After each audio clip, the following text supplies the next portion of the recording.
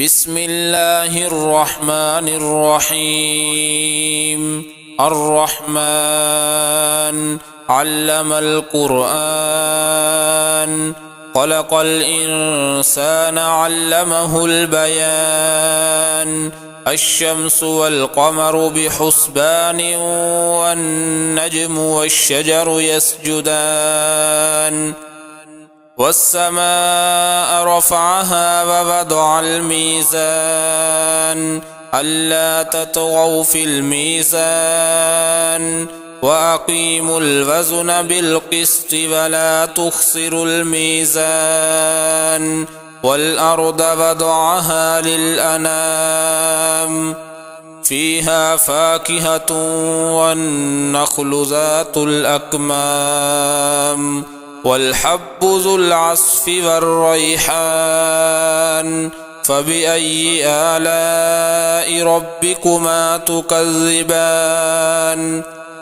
خلق الإنسان من صلصال كالفخار، وخلق الجان من مارج من نار. فبأي آلاء ربكما تكذبان؟ رب المشرقين ورب المغربين، فبأي آلاء ربكما تكذبان؟ مرج البحرين يلتقيان، بينهما برزخ لا يبغيان. فبأي آلاء ربكما تكذبان؟ يخرج منهما اللؤلؤ والمرجان. فبأي آلاء ربكما تكذبان؟ وله الجوار المنشآت في البحر كالأعلام.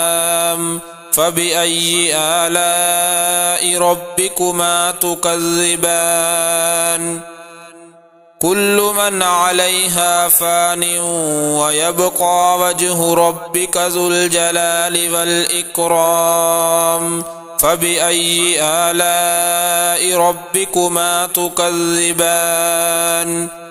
يسأله من في السماوات والأرض، كل يوم هو في شأن.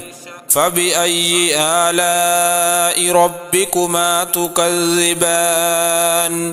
سنفرغ لكم أيها الثقلان. فبأي آلاء ربكما تكذبان؟ يا معشر الجن والإنس إن استطعتم أن تنفذوا من أقطار السماوات والأرض فانفذوا، لا تنفذون إلا بسلطان. فبأي آلاء ربكما تكذبان؟ يرسل عليكما شواظ من نار ونحاس فلا تنتصران. فبأي آلاء ربكما تكذبان؟ فإذا انشقت السماء فكانت وردة كالدهان. فبأي آلاء ربكما تكذبان؟ فيومئذ لا يسأل عن ذنبه إنس ولا جان. فبأي آلاء ربكما تكذبان؟ يعرف المجرمون بسيماهم فيؤخذ بالنواصي والأقدام.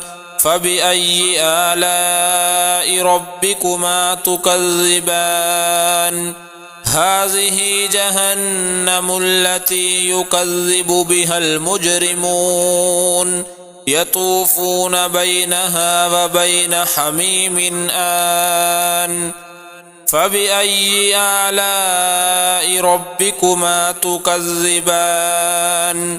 ولمن خاف مقام ربه جنتان، فبأي آلاء ربكما تكذبان ذواتا أفنان فبأي آلاء ربكما تكذبان فيهما عينان تجريان فبأي آلاء ربكما تكذبان فيهما من كل فاكهة زوجان فبأي آلاء ربكما تكذبان متكئين على فرش بطائنها من استبرق وجنى الجنتين دان فبأي آلاء ربكما تكذبان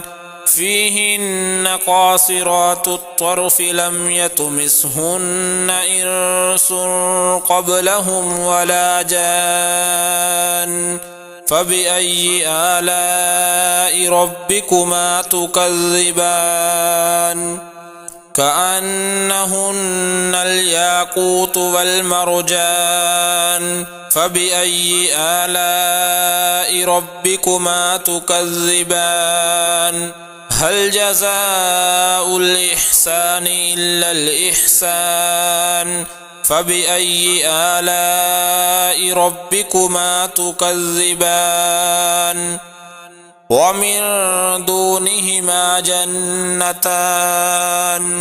فبأي آلاء ربكما تكذبان مدهامتان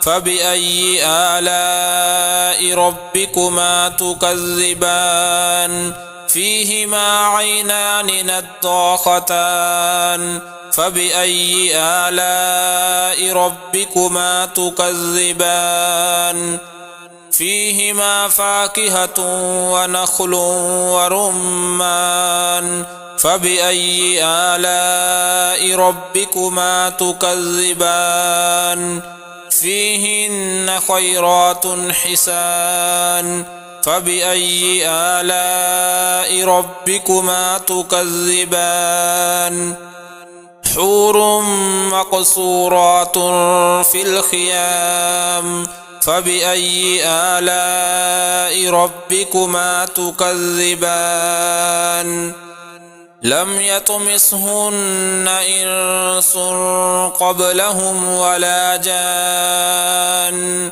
فبأي آلاء ربكما تكذبان متكئين على رفرف خضر وعبقري حسان فبأي آلاء ربكما تكذبان تبارك اسم ربك ذي الجلال والإكرام